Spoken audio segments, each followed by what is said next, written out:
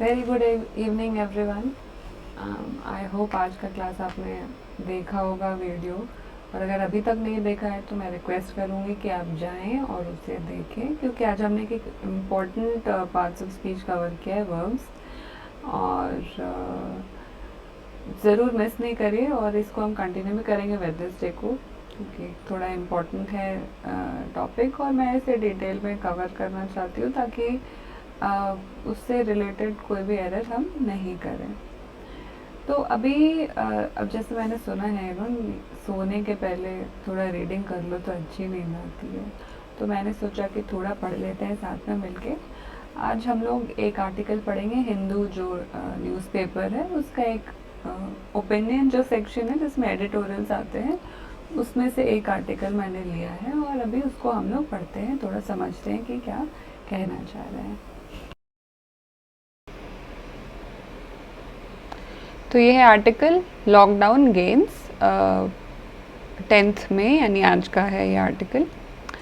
State shutdowns are inevitable but they must be used to augment the health. State shutdowns, तो ये shutdown क्या होते हैं? This is, अब पहले तो हम ये देखेंगे, जब ये नाउन हम पढ़ रहे थे तो हमने देखा था कॉम्पोजिट वर्ड्स होते हैं, यानी कि दो वर्ड को जोड़ के एक वर्ड बनाया जाता है। तो यहाँ पे shut down, so this is a composite word,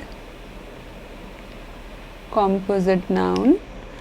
and इसका मतलब क्या है इसका? सो शट डाउन यूजुअली जब यूज़ होता था उसका मतलब होता है क्लोजर, और ये यूज़ होता है मेजरली फैक्ट्री में। आपने सुना होगा कि फैक्ट्री शट डाउन हो गई है।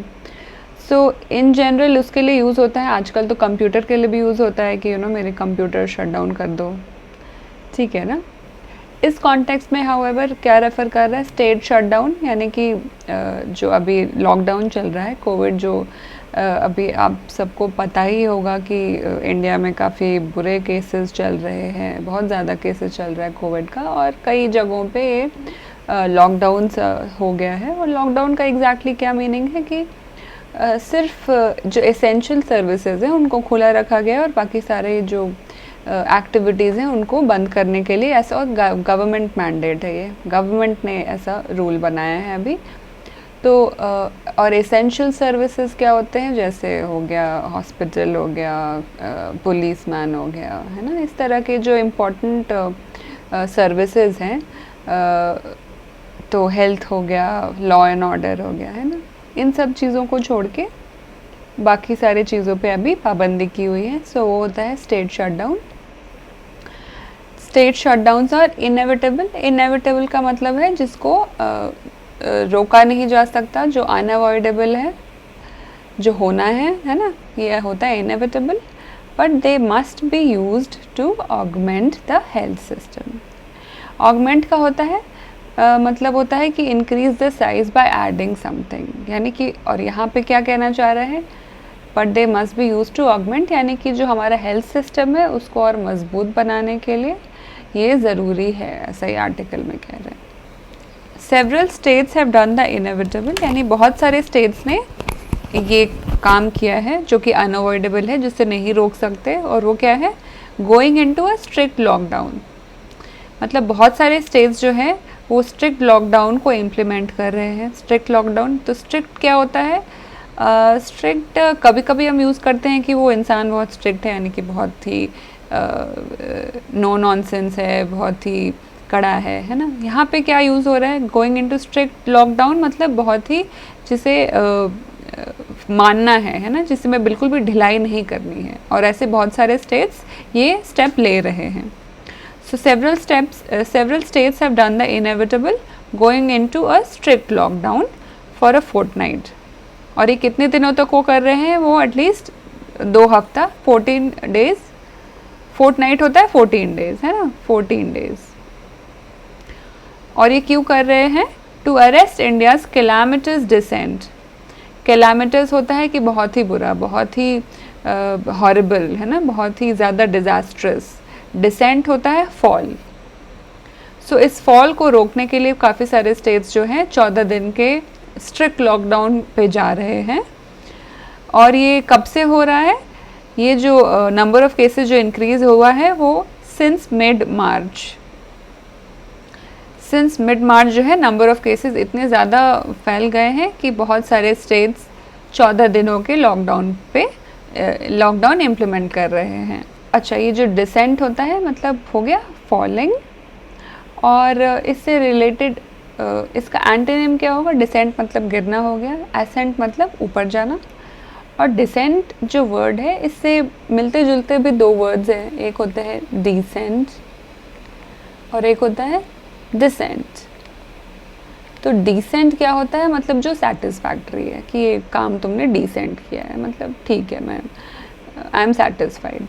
और डिसेंट क्या होता है? कि अगर आप डिसेंट होता है कि कोई चीज़ से अगर आप हमारी बात हो रही है और आप उससे अग्री नहीं करते हो तो मतलब डिसेंट कर रहे हैं। सो ये होता है डिसएग्रीमेंट। तो मिलते जुलते वर्ड्स हैं पर ऑफ कोर्स स्पेलिंग अलग है और उनका डिफरेंट मीनिंग भी है। बट ये मैं इसलिए बता रही हूँ ताकि कभी आप फ्यूचर में डिसेंट या डिसेंट देखोगे या डिसेंट देखोगे तो उसमें आप ध्यान रखना कि कौन सा वर्ड है और उसका क्या मीनिंग है। The horror of sweeping infections. The horror मतलब बहुत ही बुरा जो कंडीशन है। स्वीपिंग इन्फेक्शन, स्वीपिंग क्या होता है? ऐसे तो झाड़ू लगाने को भी स्वीपिंग कहते हैं, बट यहाँ पे क्या कहना चाह रहे हैं? स्वीपिंग मतलब wide in range and effect, मतलब बहुत ज़्यादा। तो ये जो हॉरर है, इतने ज़्यादा जो स्प्रेड हो चुके हैं इन्फेक्शन उसका, severe disease and staggering death rates, यानी कि बहुत ही ज़्यादा जो बीमारी हो गई है, बहुत ही सीरियस हो गई है। एंड स्टैगरिंग डेथ यानी कि बहुत ज़्यादा जो लोगों की मौत हो रही है क्योंकि वो इतना ज़्यादा स्प्रेड हो गया है। स्टैगरिंग का मतलब होता है एस्टॉनिशिंग, एकदम चौंका देने वाला। और स्टैगरिंग डेथ रेट्स, चौंका देने वाला डेथ रेट्स, इतने ज़्यादा डेथ हो रहे हैं कोविड के वजह से कि वो बिल्कुल सब आश्चर्यचकित हो गए हैं। Has made a lockdown a popular major.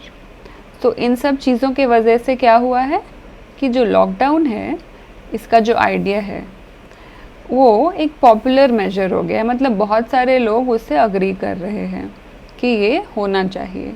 Unlike last years imposition, और ये लास्ट ईयर से उल्टा है। लास्ट ईयर ऐसा नहीं था, ऐसा पॉपुलर मेजर इसको नहीं समझा जा रहा था बिकॉज़ बहुत लोग इसके विरोध में थे। वो कह रहे थे कि ऐसा नहीं करो क्योंकि उससे इकोनॉमी में प्रॉब्लम होगा, जो माइग्रेंट वर्कर्स हैं उनको तकलीफ़ होगा, जो छोटे दुकान वाले हैं उनको दिक्कत होगा। तो ये लास्ट ईयर ये ओपिनियन था। मगर इस साल क्योंकि इतना ज़्यादा ये sweeping infections, severe disease and staggering death rates, इन सब के वजह से काफ़ी सारे लोग, मेजॉरिटी ऑफ द लोग अग्री कर रहे हैं कि लॉकडाउन ज़रूरी है। Unlike last years imposition, imposition मतलब होता है कि किसी चीज़ को इम्प्लीमेंट करना। On an ill prepared nation, ill prepared nation मतलब आप किसी चीज़ के लिए जो प्रिपेयर्ड नहीं थे। कोविड के लिए हम लास्ट ईयर प्रिपेयर्ड नहीं थे बिकॉज बिल्कुल नया सा प्रॉब्लम था, ऐसा कभी हुआ नहीं था हिस्ट्री में, इसीलिए इल प्रिपेयर्ड नेशन कि उस समय हम तैयार नहीं थे इस पैंडमिक को लेके। पब्लिक एक्सेप्टेंस और of restrictions comes with the realization, public acceptance यानी कि जनता अब उसको एक्सेप्ट कर रही है लॉकडाउन के लिए। comes with the realization, और वो क्यों एक्सेप्ट कर रही है? क्योंकि उनको भी रियलाइज़ हो रहा है that the threat of life, कि जो लाइफ में अभी बहुत ही सीरियस खतरा है इस डिज़ीज़ को लेके, फ्रॉम अ म्यूटेटिंग वायरस। और ये इसलिए इस बार ज़्यादा हो रहा है क्योंकि ये जो वायरस है वो म्यूटेट हो रहा है, यानी कि उसका स्ट्रक्चर बदल रहा है, वो इम्यून हो रहा है और ज़्यादा अटैक कर रहा है, बहुत ही सीरियसली अटैक कर रहा है। इसीलिए जो पब्लिक है वो इसको एक्सेप्ट करने के लिए अब रेडी हो गई हैं। From a mutating virus has aggravated manifold. Aggravate का क्या मतलब होता है? एग्रवेट का मतलब होता है प्रॉब्लम को वर्स कर देना। मैनीफोल्ड मतलब बहुत ही ज़्यादा। Although the spread of the scourge, यानी कि स्कोर्ज क्या होता है? Is a cause of a wide and great affliction, यानी कि कोई चीज़ से बहुत ही ज़्यादा जो दिक्कत हो रहा है उसे स्कोर्ज कहते हैं। From about the 9,000 new daily, यानी कि पहले 9,000 केसेस आते थे एक दिन में फरवरी में, cases in early February. This year to over 4 lakh in May, यानी फरवरी में सिर्फ 9,000 केसेस थे, मगर इस मई में अराउंड 4 लाख केसेस आ चुके हैं। Was brought about mainly by, और ऐसा क्यों हुआ था, बाय रॉन्ग मैसेजिंग, यानी कि लोगों को मैसेज गलत गया था कि भाई उन्होंने रिस्ट्रिक्शंस शायद सीरियसली नहीं लिया तो वो मिलने लगे, या फिर लास्ट ईयर के जो भी लॉकडाउन के नियम थे उनको पालन नहीं किया ढंग से शायद। मास पॉलिटिकल रैलीज, बहुत सारे पॉलिटिकल रैलीज हुई थी, अभी हम देख भी रहे थे कि इलेक्शन चल रहा था वेस्ट बंगाल में, असम में, साउथ में भी चल रहा था। एंड लार्ज रिलीजियस इवेंट्स, और बहुत सारे जो धार्मिक इवेंट्स हो रहे थे उनके वजह से भी लोग बहुत ज़्यादा एक जगह इकट्ठा हो रहे थे, तो इन सब चीज़ों के वजह से शायद केसेस में इतना ज़्यादा उछाल आया है। आफ्टर हैविंग बीन फेल्ड, यानी कि एक बार हम हार चुके हैं, what people now look forward to, मगर हारने के बाद भी हम आगे देखते हैं, किसी थोड़ी सी उम्मीद है हमें किसी चीज़ पे, और वो क्या है, मेजर्स दैट ड्रॉ इनसाइट्स, यानी कि ऐसे प्लानिंग, मेजर्स यहाँ पे हो गया, यानी कि प्लानिंग, प्लान्स है ना, that draw insights. Draw insights मतलब होता है कि कोई चीज़ की डीप अंडरस्टैंडिंग करना हमें, not from the crude policing. और किस चीज़ से इनसाइट्स लेनी है हमें, लास्ट ईयर का जो बेसिक क्रूड पुलिसिंग, यहाँ पे क्या कह रहे हैं, वो बेसिक नियम कानून, बेसिक रिस्ट्रिक्शंस जो बिना रिसर्च के थे, उससे हमें नहीं इंसाइट्स लेना है, मगर किससे लेना है, बट पब्लिक हेल्थ रिसर्च, यानी कि जो हेल्थ रिसर्च हुआ है अभी इस प्रॉब्लम को लेके, और क्या क्या उससे हमें जानने को मिला है इस डिज़ीज़ के बारे में, क्या क्या प्रॉब्लम हो रहे हैं लोगों को, क्यों हो रहे हैं, और कैसे बचें। इस तरह का जो पब्लिक हेल्थ रिसर्च का डेटा है उससे हमें इंसाइट्स लेना है। सो अनलाइक इन 2020, यानी कि 2020 की तरह नहीं, इस साल the evidence is also stronger, यानी कि जो फैक्ट्स और जो डेटा हमें मिला है वो क्या बताता है, वो बहुत ही मजबूत हो चुका है एक पर्टिकुलर कंक्लूजन में आने के लिए। और वो क्या कंक्लूजन है, वो हू हमें बता रहा है। हू मतलब है वर्ल्ड हेल्थ ऑर्गेनाइजेशन। वो बता रहा है, एक्सप्लेन्स दैट SARS-CoV-2, यानी कि ये जो बीमारी है, सीवियर एक्यूट रेस्पिरेटरी सिंड्रोम कोविड-2, जो अभी चल रहा है, जो पैंडमिक यानी कोरोना जो हम कहते हैं, स्प्रेड्स प्राइमरीली थ्रू। तो हु ऐसा बता रहा है कि ये जो बीमारी है वो ज़्यादातर फैल रही है रेस्पिरेटरी ड्रॉपलेट्स से। रेस्पिरेटरी ड्रॉपलेट्स क्या होते हैं, जब हम, वो आगे बता रहा है, जैसे जब हम बोलते हैं, छींकते हैं या गाते हैं या सांस भी लेते हैं, तो कुछ हमारा जो ड्रॉपलेट्स है, जो सलाइवा है, वो बाहर निकलता है ना, और इससे ज़्यादा, सबसे ज़्यादा स्प्रेड हो रहा है, ऐसा हु कह रहा है। So who explains that SARS-CoV-2 spreads primarily through respiratory droplets and aerosols. Aerosols क्या है, वही पार्टिकल्स या ड्रॉपलेट्स जो हम बोलते हैं, जो निकलता है, जो हवा में कुछ देर तक रहते हैं, उसे एरोसोल्स कहते हैं। Produced when people cough, sneeze, speak, sing और breathe. Are within 1 metre of each other, यानी कि, और लोग अगर 1 मीटर या उससे पास खड़े हैं तो सबसे ज़्यादा फैलता है। And also in crowded poorly ventilated settings, और जो जहाँ ज़्यादा भीड़ है वहाँ पे ज़्यादा फैलता है। पुअरली वेंटिलेटेड, वेंटिलेशन क्या होता है, आना जाना, हवा आती जाती है, अगर हम खिड़की खोलते हैं तो वेंटिलेशन होता है। तो पुअरली वेंटिलेटेड सेटिंग मतलब जहाँ पे बिल्कुल भी हवा आगे बाहर नहीं जा रहा, ना अंदर आ रहा है फ्रेश एयर, तो वो होता है poorly ventilated settings.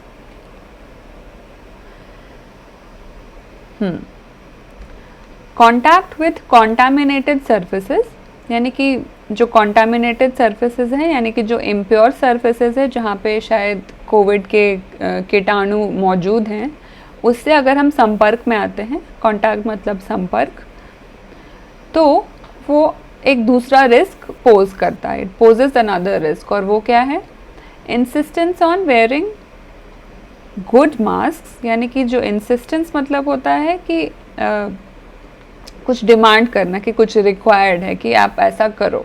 Insistence on wearing good mask, यानी अच्छे क्वालिटी का मास्क। डिस्टेंसिंग, यानी कि सोशल डिस्टेंसिंग, थोड़ी दूरी बना के रखना। एंड अ प्रोहिबिशन, प्रोहिबिशन क्या होता है एग्जैक्टली कि एक्शन ऑफ फॉरबिडिंग, मतलब आप किसी चीज़ को रोकना, कोई या तो एक्शन को या कुछ भी, किसी चीज़ को अगर मना किया गया है कि ऐसा नहीं करना है और स्पेशली बाय लॉ, तो उसे प्रोहिबिशन कहते हैं। ऑन रिस्की गैदरिंग्स, यानी कि सबसे ज़्यादा जहाँ रिस्क है, और वो क्या है, ऐसे कौन से गैदरिंग्स है जहाँ पे सबसे ज़्यादा रिस्क है, such as in restaurants, mall, religious sites, auditoria किसको कहते हैं, एक हॉल कहते हैं जहाँ पे ऑडियंस को बैठने के लिए काफ़ी सारे सीट्स होते हैं, वो होता है ऑडिटोरिया। एंड ऑन पब्लिक ट्रांसपोर्ट, यानी कि लोकल ट्रेन हो गया, बसेस हो गए, ये हो गए हमारे public transport, are therefore essential. ठीक है, यानी कि मास्क आपको पहनना है, सोशल डिस्टेंसिंग करनी है, और ऐसे जगहों से बचना है जहाँ पे सबसे ज़्यादा बीमारी फैलने का खतरा है। और वो जगह क्या है, जैसे रेस्टोरेंट हो गया, मॉल, रिलीजियस साइट्स, ऑडिटोरिया या फिर पब्लिक ट्रांसपोर्ट। तो ये बहुत ही ज़रूरी है, ऐसा कह रहे हैं इस आर्टिकल में। It is welcome that lessons have, यानी कि ये अच्छी बात है कि हम लोगों ने कुछ लेसन्स सीखा है, been learned and people were given time to prepare this time. पिछले बार हम इल प्रिपेयर्ड थे, मगर इस साल हमें कुछ समय मिला है प्रिपेयर होने के लिए और कुछ सीखने के लिए, जो पास्ट गलतियाँ थी या फिर क्या अच्छा कर सकते थे, क्या नहीं कर सकते थे, उससे हमें थोड़ा टाइम मिला है और इसको बेटर डील करने के लिए। More over, rather than shut out employment and services completely, वो कह रहे हैं कि एम्प्लॉयमेंट यानी रोज़गार और जो सर्विसेज है ना, उसको कम्प्लीटली बंद नहीं करना है, तो क्या करना है फिर, home delivery services and some vending have been permitted. तो बिल्कुल कंप्लीट लॉकडाउन नहीं हुआ है, घर पे सामान पहुंचाया जा सकता है, या फिर छोटे छोटे स्टॉल्स, वेंडिंग क्या है यहाँ पे, जैसे वेंडर आपने सुना होगा, वेंडर कहते हैं जो छोटे छोटे दुकानदार होते हैं जो ठेले पे या तो सामान बेच रहे हो, कहीं कहीं वो भी अलाउ किया हुआ है। Tamil Nadu which has commendably announced a relief, commendably मतलब जो सराहनीय है, जो प्रेज वर्दी है। तो तमिलनाडु ने एक प्रेज वर्दी इनिशिएटिव लिया है और वो क्या है, they have announced a relief. Relief मतलब यहाँ पे फाइनेंशियल हेल्प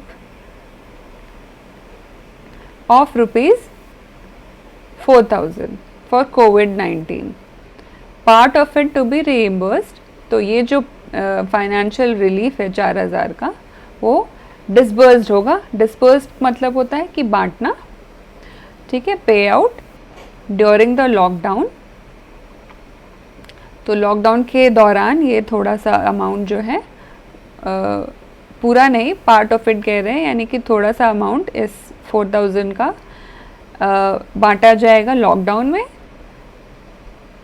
ये अच्छा चीज़ है जो तमिलनाडु कर रहा है, मगर वो क्या कह रहा है कि should avoid big gatherings at ration shops. तो ये जो पे आउट के लिए पहले लोग क्या करते थे कि राशन शॉप में खड़े हो जाएंगे, वो कह रहे हैं कि ऐसा नहीं करो, इंस्टेड फॉर ई पेमेंट्स। तो ई पेमेंट यानी कि यूपीआई पेमेंट्स जो आपने सुना होगा, यूज़ भी करते होंगे शायद, जैसे पेटीएम, गूगल पे, उसके थ्रू थोड़ा पैसा आप लोगों तक पहुंचाओ। और डोर स्टेप डिसबर्समेंट, या फिर अगर वो नहीं सुविधा मौजूद है तो घरों में जाके आप पैसे थोड़े बांट दो। राशन में अगर राशन स्टोर्स में अगर जाके सारे लोग जमा हो जाएंगे ये पैसे लेने के लिए, तो फिर तो बहुत भीड़ हो जाएगी और फिर वही रिस्की सिचुएशन हो जाएगा। और हमने अभी देखा था कि रिस्की गैदरिंग्स को अवॉइड करना है, यानी कि भीड़ भाड़ वाले एरिया को अवॉइड करना है। तो इसीलिए वो कह रहे हैं कि हालांकि अच्छा इनिशिएटिव है 4,000 का जो रिलीफ तमिलनाडु सरकार ने लॉन्च किया है, मगर उसको कैसे यानी कि पे आउट कैसे करना है ताकि जो कोरोना का फैलने का जो रिस्क है वो मिनिमम रहे। तो वो कह रहा है या तो ई पेमेंट करो या फिर आप घरों में जाके लोगों को आधे पैसे दे दो। States should prevent crowding at shops open for limited hours by allowing door deliveries of all consumer goods and not just food using online services. तो ये सिर्फ 4000 रिलीफ की बात नहीं कर रहे, वो कह रहे हैं कि जो कंज्यूमर गुड्स है, तो कंज्यूमर गुड्स क्या होते हैं, जो डायरेक्टली एक कस्टमर खरीदता है, जैसे खाने का सामान तो होता ही है, बट वो कह रहे हैं कि नॉट जस्ट फूड, और फूड के अलावा किस तरह के कंज्यूमर गुड्स होते हैं, जैसे साबुन हो गया, है ना, शैम्पू हो गए, ये सारे यानी कि डायरेक्टली कंज्यूमर जाके शॉप से लेता है और वो खुद यूज़ करता है। तो ऐसे प्रोडक्ट्स को जो मैं ख़रीद रही हूँ वो खुद यूज़ करने के लिए उसे कंज्यूमर गुड्स कहते हैं, using online services. Online services हो गया, जैसे आजकल तो बहुत सारे ऐसे ऐप्स आ गए हैं जैसे बिग बास्केट डेली, है ना, तो इस तरह के ऐप्स में आप जाके ऑनलाइन आप बता देते हो कि मुझे ये सारा सामान चाहिए, और वो जो स्टोर होता है वो आपके ऐप के थ्रू आपका सारा ऑर्डर लेता है और फिर वो किसी आदमी को भेजता है आपके घर में वो सामान डिलीवर कराने। तो वो कह रहा है कि आप ये भी करो, ताकि जो दुकानें हैं जो थोड़े ही टाइम के लिए आजकल खुल रहे हैं लॉकडाउन के वजह से, उसमें भीड़ ना हो, ये ऐसा कह रहे हैं। Travel for emergencies must be facilitated without harassment, यानी कि अगर किसी, तो लॉकडाउन तो है ही, मगर अभी किसी को अगर कोई तरह की इमरजेंसी हो गई है ना, जैसे कि किसी को अगर हॉस्पिटल जाना है या कोई और तरह का इमरजेंसी हो गया, तो उसको फैसिलिटेट करना चाहिए, यानी कि उसको उस प्रोसेस को थोड़ा इजी बनाना चाहिए, विदाउट हैरेसमेंट, यानी बिना परेशानी के। For an exhausted medical community, तो यहाँ पे एग्जॉस्टेड का क्या मतलब हो रहा है, एग्जॉस्टेड हो गया यानी कि सारे जो रिसोर्सेज हैं जो ख़त्म हो गए हैं। एक और मीनिंग होता है एग्जॉस्ट का, जब हम कहते हैं कि आई एम वेरी एग्जॉस्टेड, यानी कि मैं बहुत ज़्यादा टायर्ड हो गई हूँ, बट यहाँ पे क्या कह रहे हैं, रिसोर्सेज ख़त्म हो गए ऑलमोस्ट मेडिकल कम्युनिटी के। और मेडिकल कम्युनिटी में क्या ये कह रहे हैं, या तो डॉक्टर्स हो गए, नर्स हो गए, हॉस्पिटल हो गया, ये जो इंफ्रास्ट्रक्चर है मेडिकल का, वो काफ़ी सारा रिसोर्सेज जो हैं उनके बहुत ही सारा एग्जॉस्ट हो रहे हैं, यानी ख़त्म हो रहे हैं। Staggering under the weight of 37 lakh active कोविड-19 केसेस, तो इतना ज़्यादा केसेस है, over 37 lakh active COVID cases. इन सब चीज़ों के वजह से जो हमारा मेडिकल कम्युनिटी है वो काफ़ी एग्जॉस्ट हो रहा है। And a severe shortage of medical oxygen and drugs, तो ये तो है ही, इतने ज़्यादा केसेस हैं। उसके बाद क्या हो रहा है प्रॉब्लम इनको, कि जो मेडिकल ऑक्सीजन है उनकी भी कमी हो रही है, और हम न्यूज़ में भी देख रहे हैं। एंड ड्रग्स यानी कि दवाई, वो भी नहीं मिल रहा है, शॉर्टेज हो रही है, कमी हो रही है। The pause in activity comes as a life saver. कौन से पॉज ऑफ एक्टिविटी, लॉकडाउन की बात कर रहे हैं, है ना, तो वो जो है इनको काफ़ी रिलीफ देगा, क्योंकि अगर आप लॉकडाउन करोगे तो, और लॉकडाउन क्यों कर रहे हैं, ताकि थोड़ा केसेस में कमी आए, तो यही एक लाइफ सेवर होने वाला है हमारे मेडिकल कम्युनिटी के लिए भी, अगर केसेस में डिक्लाइन होना शुरू हो गया तो lockdown window can help it manage existing patients. तो जब ये लॉकडाउन होगा और केसेस कम रहेंगे तो जो ऑलरेडी बीमार लोग हैं वो उनको अच्छे से मैनेज कर पाएंगे, while governments augment critical supplies. और जब वो ऐसा कर रहे हैं इस लॉकडाउन में, गवर्नमेंट भी उनकी हेल्प कर सकते हैं, जो क्रिटिकल सप्लाई उनको चाहिए मेडिसिन की या नर्सेज की या डॉक्टर्स की या मेडिकल इंफ्रास्ट्रक्चर की, क्योंकि केसेस कम रहेंगे। और लॉकडाउन में गवर्नमेंट ये सारी चीज़ों में मेडिकल कम्युनिटी की मदद कर सकता है, उसको और स्ट्रेंथन करने के लिए। अ स्लोइंग इन्फेक्शन कर्व। सो इन्फेक्शन कर्व क्यों कह रहे हैं कि अगर जैसे हम अगर डेटा भी देखेंगे तो जब भी ये बीमारी शुरू में आई थी तो थोड़े केसेस थे, फिर वो धीरे धीरे बढ़ा, है ना, ऐसे थोड़ा था फिर धीरे धीरे बढ़ा, पीक पे जाता है और फिर घटने लगता है। तो ये कह रहे हैं जो स्लोइंग ऑफ इन्फेक्शन कर्व, तो स्लोइंग इन्फेक्शन कर्व हो गया, मतलब अब शायद केसेस में धीरे धीरे कमी आना शुरू करेगी। Will give everyone breathing space in coming weeks. तो ये सबको जो है थोड़ा राहत देगा आने वाले हफ्तों में। Although the heart rending death rate, heart rending हो गया मतलब बहुत ही दुखी कर देने वाला जो केसेस है डेथ के, may take time to decline due to the lag effect. तो हालांकि तो केसेस कम होंगे धीरे धीरे, मगर डेथ रेट में शायद कमी नहीं आएगी, क्योंकि एक लैग होता है। केसेस जो भी कोई बंदा अगर कोरोना उसको डिटेक्ट हुआ है और उसकी बीमारी बढ़ जाएगी काफ़ी दिन बाद, और फिर अंत में उसके जो भी डेथ अगर हो जाता है, तो इसमें एक लैग होता है। यानी कि लैग है detection of the virus to the ultimate death of the person. तो उसमें तो टाइम लगता है, इसीलिए हो सकता है नंबर ऑफ केसेस अभी घट जाए, मगर इमीडिएटली डेथ रेट में नहीं घटेगी दिखेगा हमें, क्योंकि वो थोड़ा टाइम लगेगा। अ drop in the vaccination rate, यानी कि जो वैक्सीनेशन का ड्राइव अभी चल रहा है और कितने लोगों को वैक्सीनेशन मिल रहा है वो, और वो कह रहे हैं कि थोड़ा घट गया है। अ drop in the vaccination rate possess a serious challenge and it is incumbent of the centre. Incumbent का मतलब है ये कि रिस्पॉन्सिबिलिटी है सेंटर की। इनकम्बेंट का एक और मतलब होता है, अगर नाउन में हम उसको लेके चले तो इनकम्बेंट का होता है कि कोई एक पोजीशन को जो होल्ड करता है, होल्डर ऑफ अ पोजीशन, उसको इनकम्बेंट कहते हैं। बट यहाँ पे ये यूज़ हो रहा है as a responsibility of the government, यानी centre. So and it is incumbent on the centre, यानी कि सेंटर की रिस्पॉन्सिबिलिटी है to arrange for vaccine imports, यानी कि वैक्सीन जो है दूसरे जगहों से इंपोर्ट कराना, यानी लेके आना, और ऑगमेंट डोमेस्टिक प्रोडक्शन। तो वो कह रहे हैं या तो आप गवर्नमेंट को या तो दूसरे देशों से वैक्सीन लेके आना है, या तो अपना जो डोमेस्टिक प्रोडक्शन है, यानी कि जो इंडिया में जो कंपनीज़ हैं जो ऐसा वैक्सीन प्रोड्यूस कर रहे हैं, उनको बढ़ाना पड़ेगा नंबर ऑफ वैक्सीनेशन। और ये क्यों बढ़ाना पड़ेगा? बिकॉज वो कह रहे हैं कि वहाँ पे वैक्सीन रेट का जो वैक्सीन रेट है उसमें थोड़ा डिक्लाइन आया है। There is a drop in the vaccination rate. उसी को टैकल करने के लिए या तो आप इंपोर्ट बढ़ाओगे या तो डोमेस्टिक प्रोडक्शन बढ़ाओगे। Testing access must also be dramatically increased, यानी कि अगर मुझे लग रहा है कि मैं थोड़ी बीमार हूँ तो मैं जाके टेस्ट करा सकूँ कोरोना का, उसको भी ज़्यादा इंक्रीज़ करना है। कि अभी शायद टेस्टिंग रेट कम है, तो उसको भी लोगों को सुविधा अभी और देनी है कि वो टेस्ट जाके करा सकें।